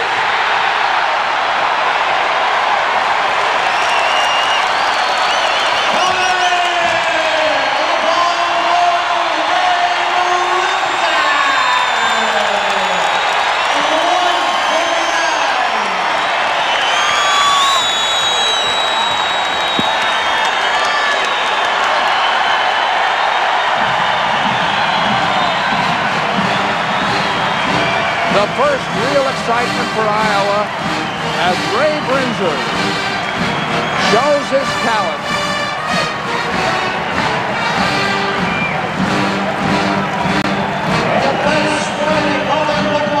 The secret is that chin right there. He was able to get it and then go chest to chest. He knew right where it was, then he stepped over with his leg, stretched him out, and his scapulas went to the mat, and that's when you call the pin.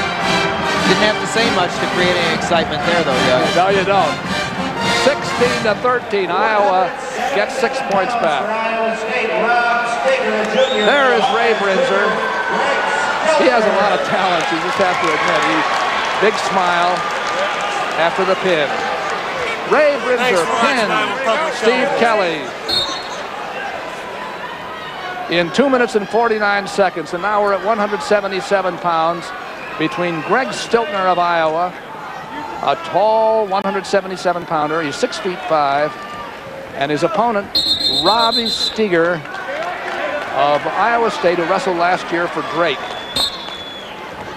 That's the first big mistake by Iowa State as far as the first break that's gone against them as far as the plan, what would you say? What was that, not recruiting Ray Brinzer?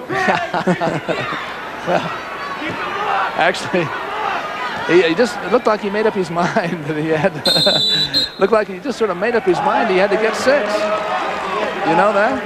Yeah, when you get that, when you're such a natural as Ray Brinzer, and you get that chin like he did, you just have the feel. There's not very many times your opponent gets off their back when you get that opportunity, and so. And here comes Stiltner of Iowa. The Hawkeyes have taken the lead 16-13 after some tough matches in the middle. And Stiltner is up 2-0 over Rob Steger. Go down. It was one of the, going back to the Brinzer match, it was one of those things I think if Iowa State could have got past that first, here's Stiltner's takedown right here. Look at the length on him. He's able to work the head and get the heel pick right there, and it has to do with that 6'5" length of Stiltner, but he can reach you when you can't reach him. That's right. Steger's out, 2-1.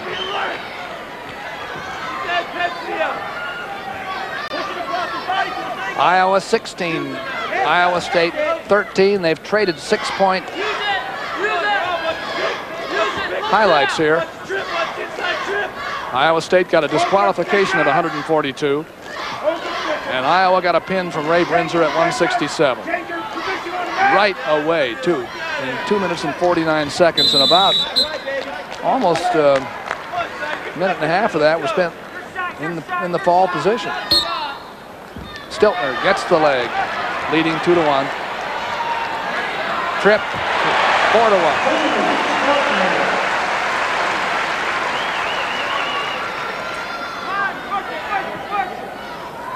Guess that's the one they call the bar scar, I think.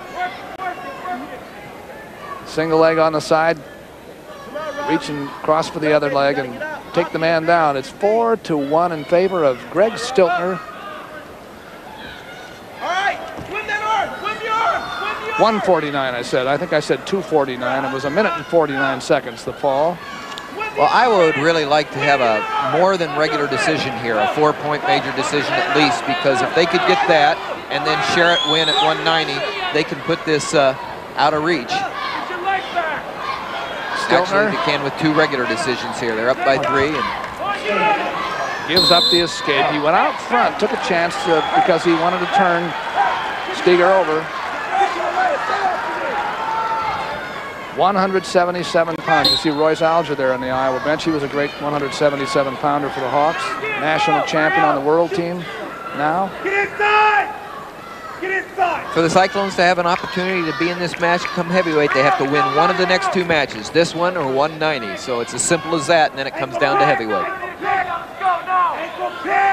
And at 190, that was the one we were calling the glamour match, because right. It's going to be Troop of Iowa State #4 against Sherrod of Iowa #2. It's as big as anyone could have guessed or expected. First period, 4-2, Stiltner. Right, he has riding time too, by the way, 1:12. Second period down. Steger goes down. He takes his choice there. I'll tell you when. Grundy, Virginia.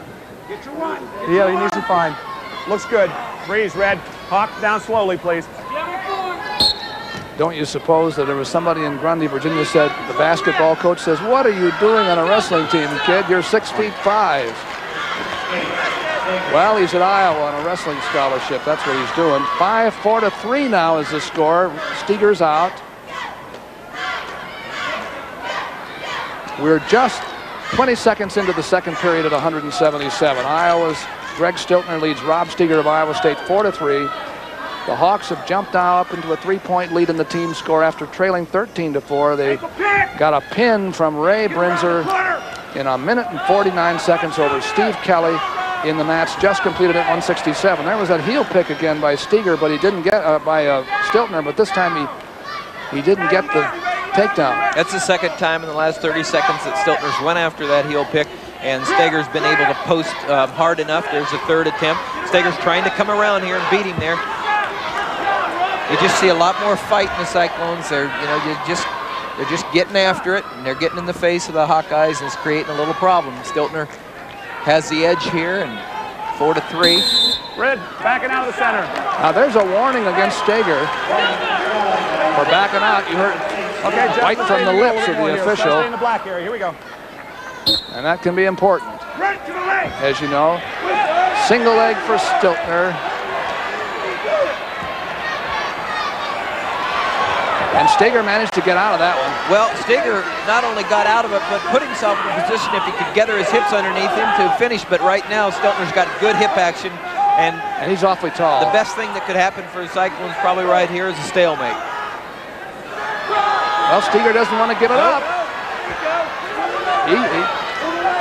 Just like they've been wrestling all night. We have 15 seconds to go in the second period, as you see. Stiltner of Iowa who's on his knees in the black, leads by 1.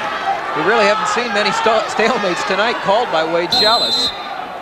Right when he says it with 2 seconds left in the meet. I don't know whether that was the most appropriate time to call a stalemate, but of course the official doesn't look at the clock. Yeah. He just looked up and said, well, there it is. I think he heard me say he hadn't called any. And at the end of the second period, Greg Stiltner over Rob Steger of Iowa State 4-3. There is Jeff Simpson. You haven't seen him. He's been in the Air Force for 5 years. He's in the Iowa State lineup now. Ready, here we go. 26 years old. The score, we did jump on the bottom. Stiltner in the black of Iowa 4. Steger of Iowa State 3. The team score, Iowa 16, Iowa State 13. We're just starting the third period, the 2-minute period. Stiltner is out, leads 5-3. 2-point lead for the Hawkeye. The next match, he still has riding time too, 1:14. Now Steger comes after Stiltner and gets the takedown. 5-5. Now he has to erase riding time. There's 1:10 for Stiltner. And he didn't erase it. Stiltner is out, but here comes Steger again. Takedown for Stiltner. Well, you can't say it wasn't because of an effort by Steger right there. Good reaction by Stiltner right there with his hips to come down for the 2 points. But Steger was after him. 8-5 is the takedown for Stiltner with 1:12 to go. But hammerlock and behind by Stiltner. Keep it on his back. Stiltner leads by 3 and has a minute and a half of riding time.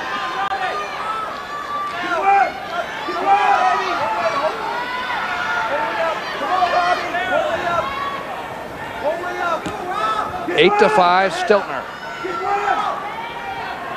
We're 40 seconds to go.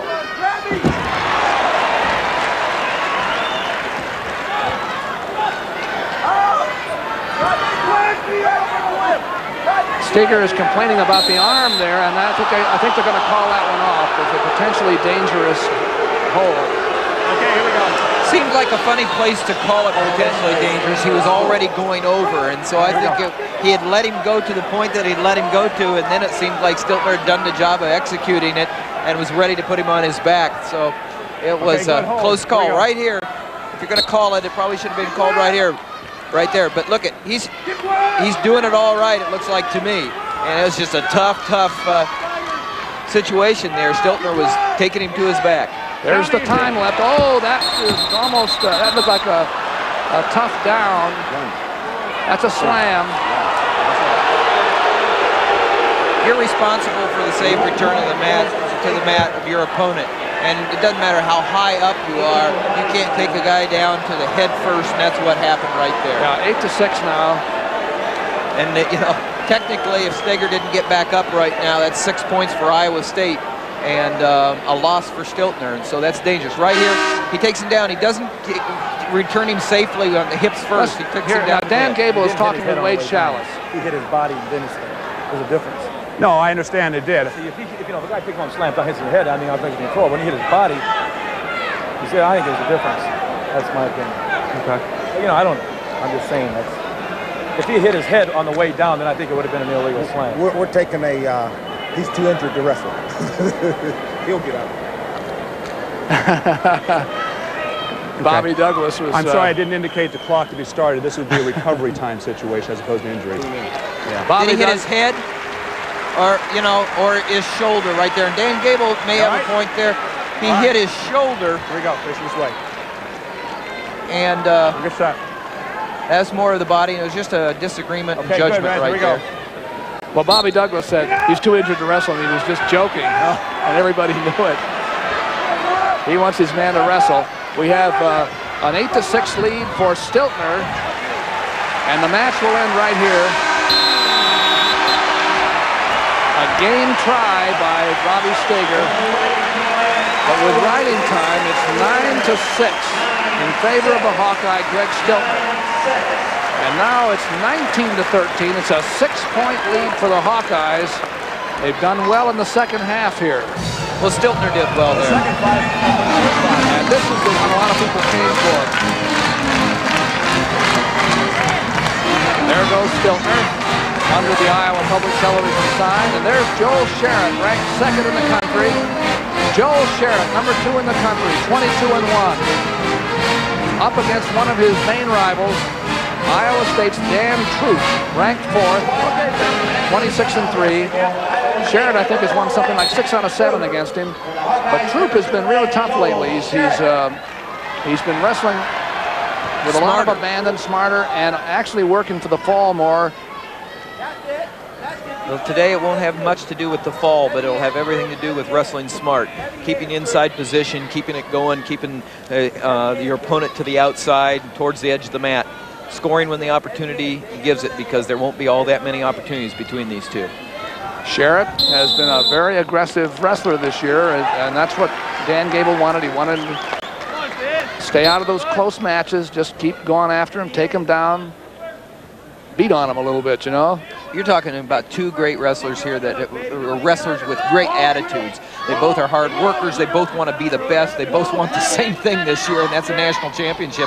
So when it comes down to this, it's come down to this weight and the next weight. Iowa State has to have the win right here to be in the match. They are trailing by 6. Iowa State at one time was ahead 13-4. It's now 19-13, 15 points in a row for the Hawks. And it's been the story of their year, getting in a deep hole, Oklahoma State, Minnesota, not being able to come back. Here they've been able to come back, take the lead. There's Bobby Douglas, and he, in one sense, he doesn't like to score, but in another sense, he has to like to fight in his team. Sounded like an old-fashioned Iowa State-Iowa meet, isn't it? Yeah. And makes it look like there's a keep your eye on the future. Well, I can guarantee you that there'll be more than 10,000 people in the stands with this type of wrestling. Bobby Douglas leaped out there to try to keep both men from going right out on the basketball floor. That's Reusalger. Sherritt against Dan Troop.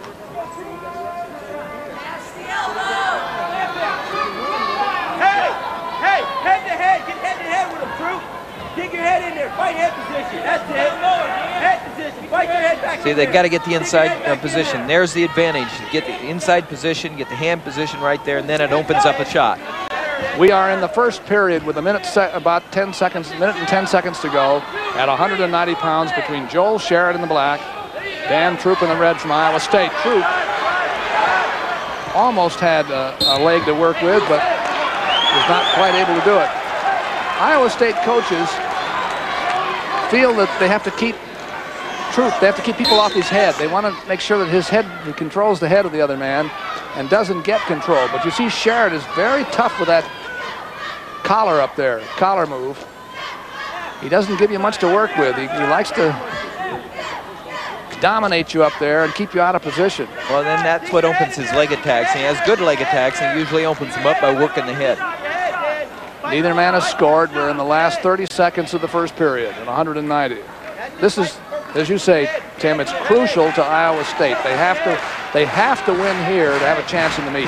Well, but if you would have told them before that it would come down to the last two, and if they won the last two matches, they'd either tie or win the meet, they'd say, we'll take it, because they want that opportunity.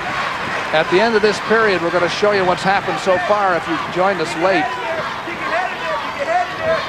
Coming up to this, the 9th match out of 10 at Carver Hawkeye Arena. Tim Johnson and I'm Doug Brown. No score there. Iowa leads 19-13. Now, there's what happened. AKIN won at 118. He went down to the lower weight. McGinnis, a major decision. MOUNTSIER, a major decision for Iowa State. There was the big one for Iowa State. Lowry was forfeited out of disqualification. Tough match for McElravy. Tough match for Williams. A pin for Bringer. That was a big one. And Stiltner won at 177. Now, there is a point.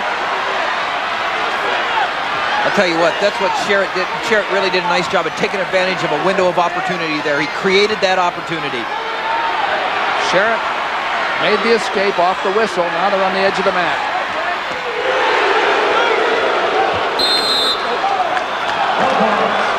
You have to say Troop dodged a bullet there. Yeah, he really did, because Sherritt did a great job of getting in on that single, creating an opportunity. Like I said, with that kind of attitude and that kind of shot, he's going to be in this match real close. I'll tell you, Troop's got to be able to duplicate that, or he won't be in the match.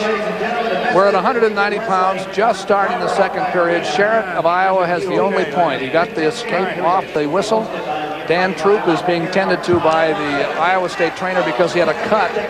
A scratch on his upper jaw, up on his, actually on his cheekbone. And here we go again, 1-0 in favor of the man in black, Sherritt. Troop has to win in order for Iowa State to have any chance in this meet. They trail by 6, and only heavyweight remains. But a lot of people among the 10,200 and some who are here didn't think it would ever be this close this late. What Troop needs to do right here is do what Sherritt's doing to him, and that's turn it around so that Sherritt's on the outside, make some shots, and not put himself in jeopardy of being called for stalling. Needs to know where he's at and make some smart shots.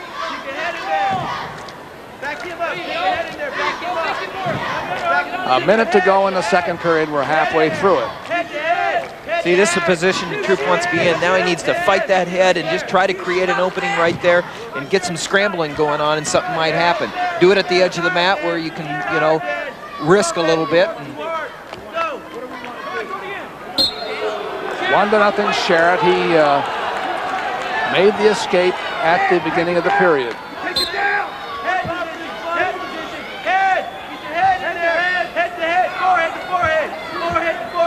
Sherritt of Iowa 1, Troop of Iowa State 0, with 30 seconds to go in the second period at 190 pounds. There is Sherritt trying to get in on the leg. wasn't able to do it. They're going out of bounds. There's a warning against Troop. Well, you can see it coming right there because Sherritt's been successful at turning Troop away and towards the edge of the mat. And that's what I said. Troop needed to do it to Sherritt if he was going to keep from getting called for stalling. That could loom big, Doug, because what it's coming down to is Troop will escape. It'll be 1-to-1, but he's got a warning for stalling.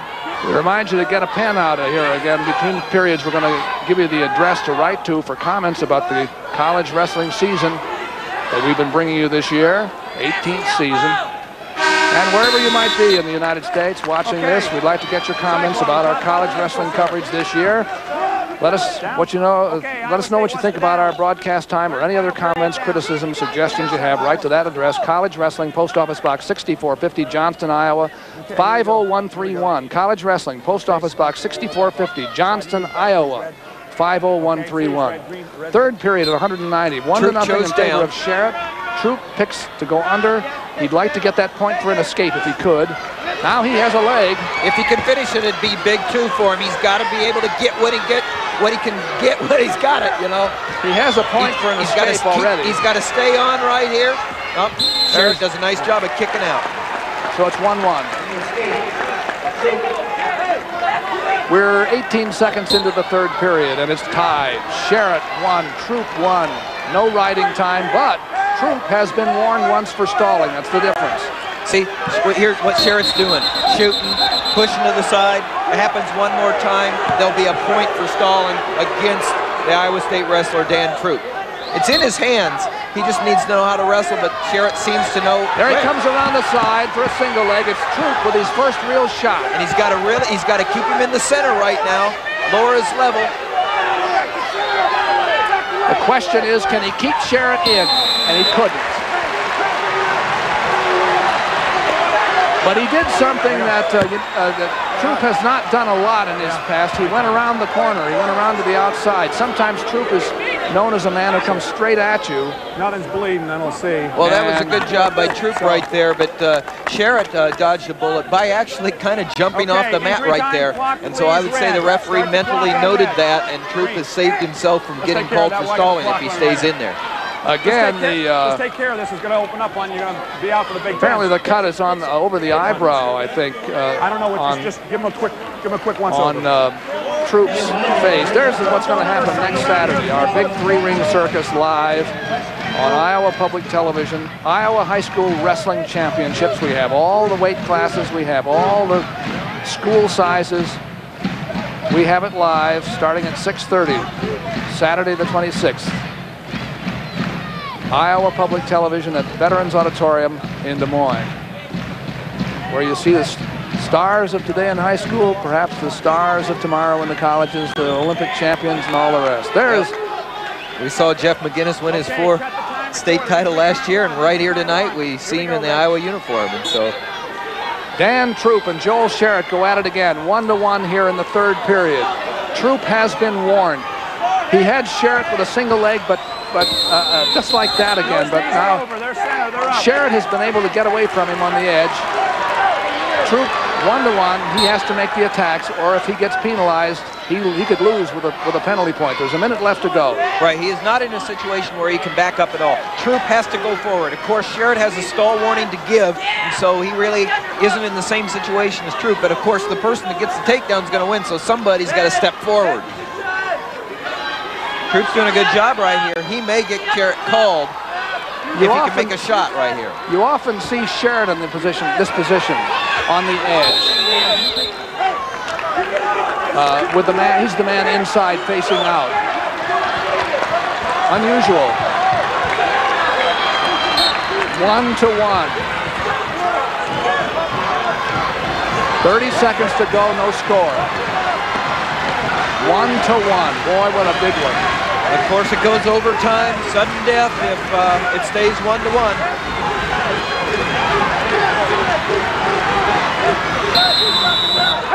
On the edge, 16 seconds to go.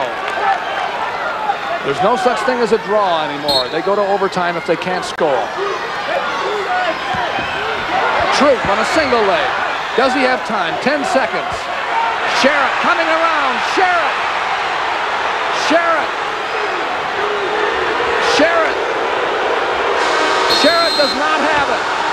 Well, I don't know what you have to do to get to right there because it's called that way a lot. But let's go to sudden death. And I think Wade Chalice just didn't want to determine that match right there.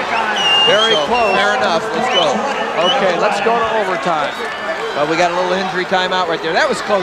Most times in that situation, that was a 2-point call. You don't have to have your leg, even though your leg's caught by the opponent's grip there, he showed all kinds of control. Watch this. Here it is. Sherritt slides around. Now, does he show control? Does he stuff the head with his arm? If it keeps going, you'll see Sherritt even gets his arm on the other side of the head. Now, I think the Iowa wrestling coaches see 2 points. No, but that's not how Wade Chalice saw it. So it's going into overtime. Now what we do here is do a 2-minute count. We're going to set the clock for 2 minutes and go into overtime between Joel Sherritt and Dan Troop. Sherritt of Iowa, his team leads by 6. Dan Troop of Iowa State, his team trails by 6. Has to have a win here to have a chance at heavyweight. 2 minutes, and the first man that scores wins. If they don't score in 2 minutes, well, we'll talk about that later. The thing I like about both of these wrestlers is they like to be in this situation. Certainly they would have liked to won it, but they like the competition. They have competitors' hearts, and that's why they'll be in the end. They're one of the top. They're 2 of the top 4 wrestlers that they're waiting to come. I'll look for one of these men to make a shot right off the whistle. I thought somebody might go right at it. 2-on-1 set up by Troop. Now Sherritt goes back up to the head again, which he likes. Single leg by Sherritt. This is everything it was set up to be right here, this match. He kicks out.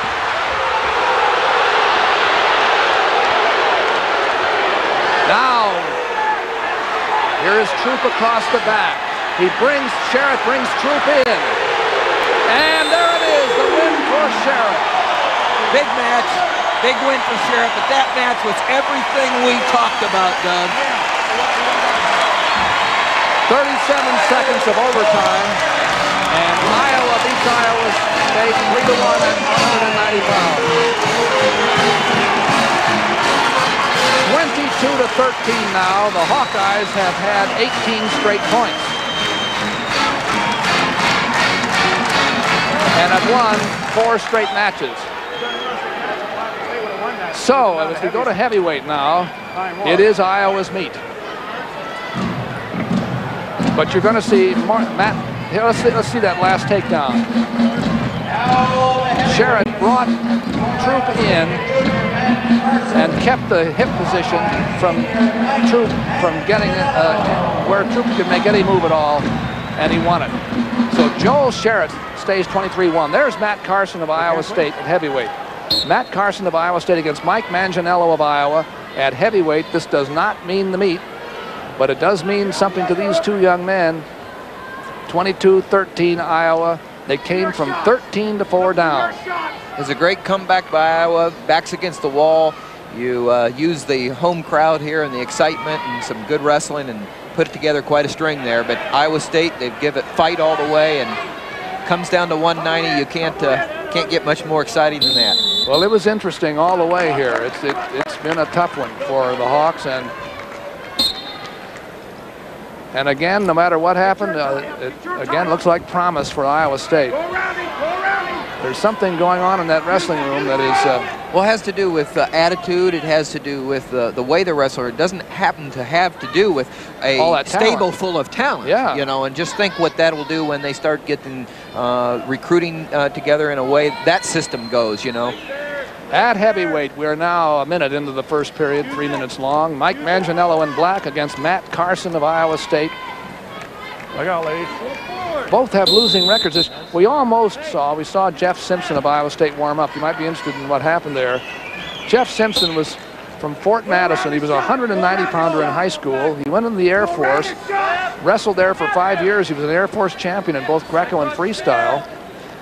And he's out of the Air Force back at Iowa State. He became eligible in the second semester. He came back. He has 4 years to go, although he's 26 years old. And he has to take those 4 years straight through. He can get no red shirt.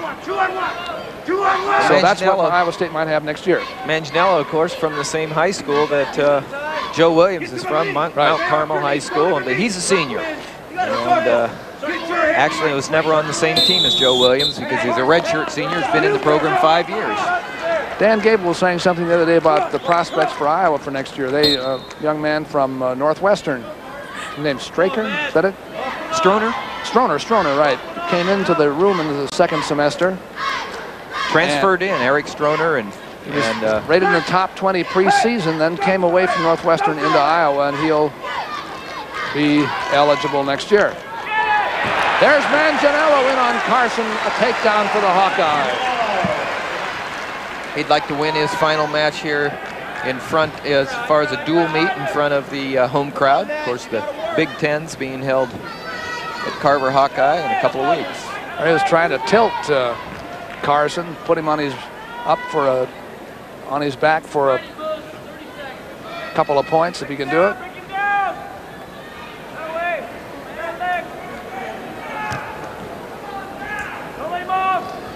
Off the edge with about 25 seconds to go in the first period. Big win at 190 pounds for Joel Sherritt in overtime over Dan Troop of Iowa State. Good, Red, hold the position. Green, when you're ready. Here we go. 3-1 with 37 seconds gone in the overtime period. And that put Iowa out of reach.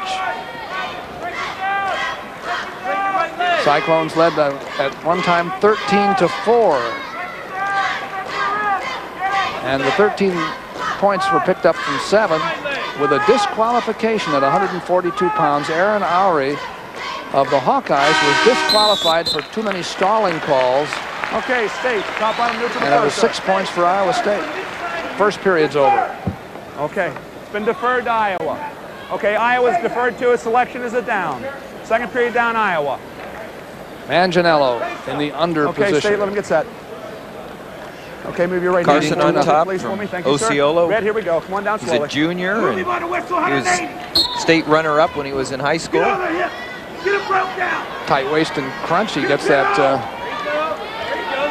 bar arm. This is where Manganiello needs to get up, get his hips underneath him, or he can get in trouble because Carson has good length. And there he does it. Manganiello gets up to his knees, and now it's a matter of Carson, how good is Carson on top there. Yeah.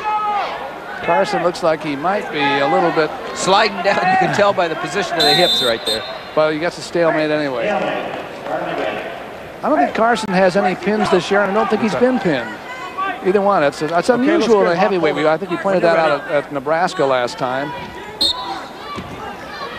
0-0. No pins either way. Keep the arm legal. Get the leg out. Keep it legal.